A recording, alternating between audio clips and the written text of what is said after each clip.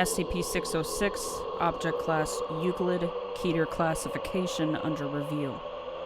SCP-606 appears as a spherical mass of light of variable size and intensity.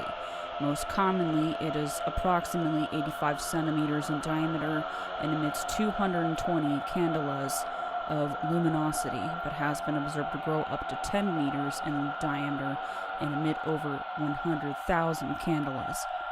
SCP-606 has also been observed to shrink to 4 centimeters in diameter, emitting less than 0.5 candela. Despite its ability to emit large amounts of light, SCP-606 emits no heat.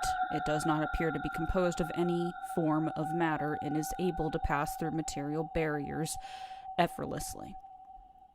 It is presently theorized that SCP-606 is an entity composed purely of knowledge or information, and information attained from SCP-606 itself appears to corroborate this. Furthermore, SCP-606 appears to derive sustenance from information growing in both size and luminosity when provided with sources of information to its aforementioned maximum size, and shrinking when it is deprived of this. It is capable of feeding off of a large number of different sources, including digital devices, books, magnetic tape, and living beings, which simply involves SCP-606 surrounding the object. This process does not appear to affect its sources in any way. Digital media stored on flash drive is used in the maintenance of SCP-606, so these specific details, as well as approximate size of all information provided to SCP-606, may be easily recorded. The specifications for SCP-606's maintenance listed above have been formulated through both discussion with SCP-606 and prolonged observation. SCP-606 appears to hold a preference for classical literature, for example, and the given amount has been observed to keep SCP-606 at its normal size and luminosity. SCP-606 is sapient, apparently self-aware of all knowledge it has gained over its existence, and capable of intelligent communication. It accomplishes this by producing pure sine wave tones through an unknown mechanism. This has been refined through teaching SCP-606 a tone-based language system of the Foundation's own invention, which all personnel of Level 2 or above assigned to SCP-606 are required to learn. If another sapient individual enters SCP-606's containment cell, it will attempt to enlighten them, to use SCP-606's own words. This involves SCP-606 moving to surround the being's head or similar equivalent. This results in generalized tonic-clonic epileptic seizures for a period of 30 seconds to 5 minutes, after which the individual lapses into a coma followed by death. EEG monitoring of affected individuals during this process has shown a massive increase in activity of all brainwaves, particularly gamma and beta type waves. It is presently theorized that this is the result of SCP-606 attempting to transfer all the information it has gathered to the individual's brain through an unknown process, despite the normal human brain being unable to sustain the stress of such a procedure. Results of interviews with SCP-606 have been mixed. Although it has previously deigned to answer some basic questions about itself and its history, any more in-depth questioning on the topics it possesses knowledge of inevitably results in a request by SCP-606 to enlighten the interview and a refusal to answer further questions. Requests made to SCP-606 to refrain from attempting to enlighten without permission have been partially complied with. SCP-606 no longer tries to enlighten every individual it comes into contact with, but it has still sporadically tried to perform the process without prompting. For this reason, access to SCP-606's cell is restricted. SCP-606 was discovered by the Foundation June 11th, 19